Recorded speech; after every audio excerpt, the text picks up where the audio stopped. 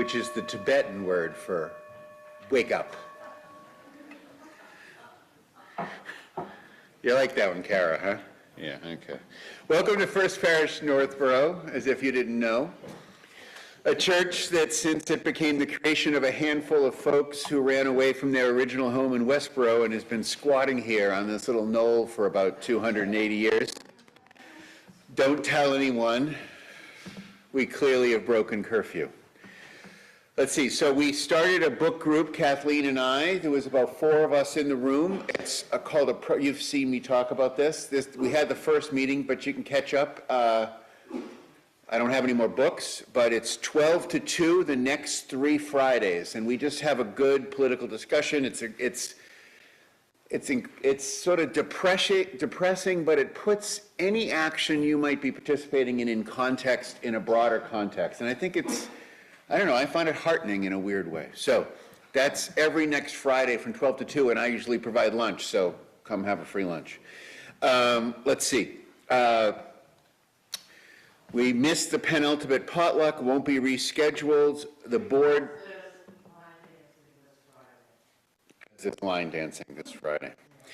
The board started a visioning process, which has led to a couple little movements forward. We'll keep you informed about that as it kind of clarifies itself. I wanted to stop and thank the people who kind of thanklessly do the Zoom. Rich Morales, Stephanie, of course, Dean, all those people have jumped in, and we could even use a few more folks for that. So anyway, welcome, and getting ready for the storm, and as they say in Southie, or used to before it got gentrified, let's take a minute to greet our neighbor.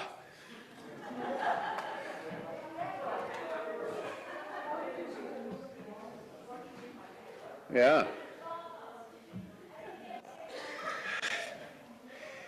Who's and anyone at home here too? Who's at home? Dick's there, Rich, Alicia, there we go. Welcome aboard. All righty.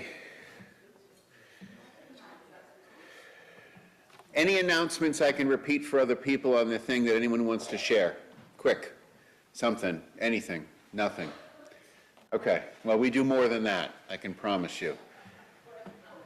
Yeah. And here's our choir.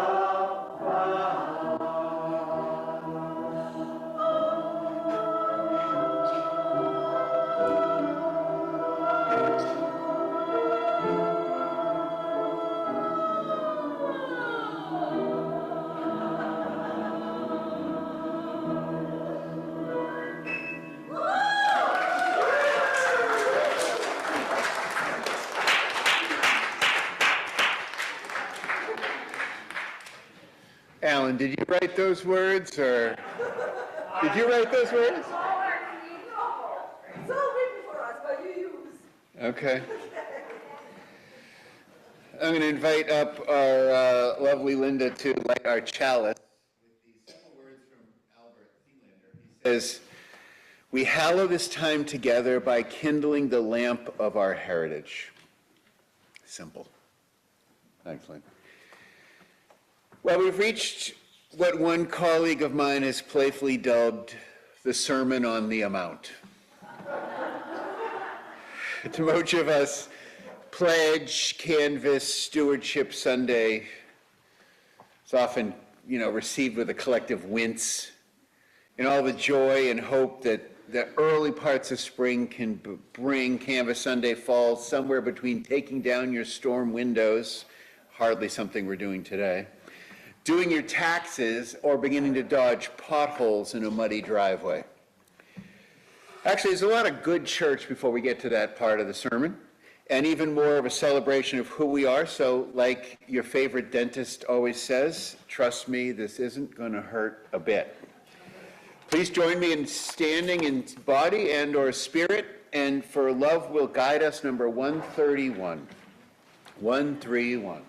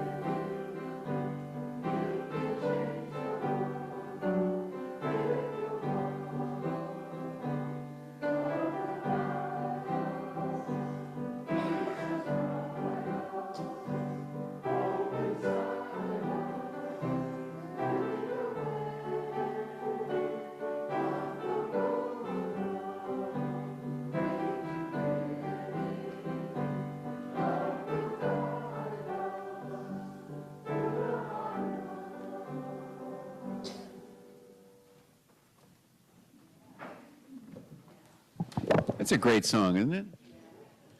I encourage you to fall into a nice, still spot, kind of moment this place was built for. I've been struck by the scenes of the Winter Olympics. A person on a snowboard spinning weightlessly with those beautiful Italian mountains in the backdrop. They seem to fly as if only lightly touched by gravity. Others ripping down steep ski slopes so fast it feels like they're pulled. I'm so impressed with all the way that they, within their own unique specialty, have transformed themselves into something that can nearly perfectly do one specific thing. Curling comes to mind. Watching, like millions do, comfy on their couches, say, I think I could do that. Followed by, well, not exactly that. And, well, not that fast. And increasingly as we age, or I age, not that either. When I'm brought back to reality, I remember that I get even tippy when I skate backwards these days. What Olympians do is amazing, but watching the athletes, I can also appreciate the complexity of all of humans. Some are athletic, of course. Some of us are brilliant, making squiggly lines on a sheet come out in beautiful music. Some looking at squiggly lines and seeing numbers and formulas. Some of us are beautiful or ambitious or driven. Some are artistic, some visionaries. Some build skyscrapers on the back of a napkin. We're amazing. Some of those crazy monks can sit all day in meditation. We are the best nature documentary there is.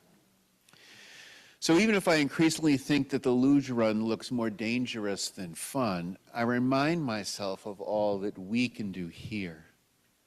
We may never be able to spin on the edge of a metal blade on a sheet of ice in a circle, but we can do other things, more important things.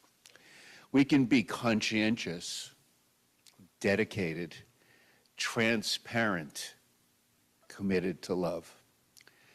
And we can practice, as we do each Sunday here, and in many other ways, the uneventful, unphysical, but equally challenging calisthenics of dropping down into ourselves, away from our egos and the self we keep on the surface, and cooperatively be a member of our society. We can bring to the surface the will to be as deep as we can be, cultivate a life led by love, kindness, goodness, demand of ourselves that we sit up straight and tall and do the work of the prophets. We can help one another to commit to both savor and save this planet. These spiritual calisthenics don't necessarily bring God's voice clear and direct into our ears, but the practice we do here does cultivate my desire to do the things that people don't need words for anymore. And like the practice of modern Olympians do, increase the chances that we shave a little bit of time. We can forget that practicing moments of quiet can feed our soul and make us the people we need in society. Watching the Olympic teams enter the stadium proudly together reminds me that when we do things together as fellow seekers and friends, side by side in pews, we bond ourselves together and to our highest resolves. May we live up to the challenge that faces us. May we hear our truest call, and may we continue to do that together. Amen. It is a tradition for us to come forward and share what's going on in our lives. It's the participatory part of our service, and I encourage people to come up and drop a stone and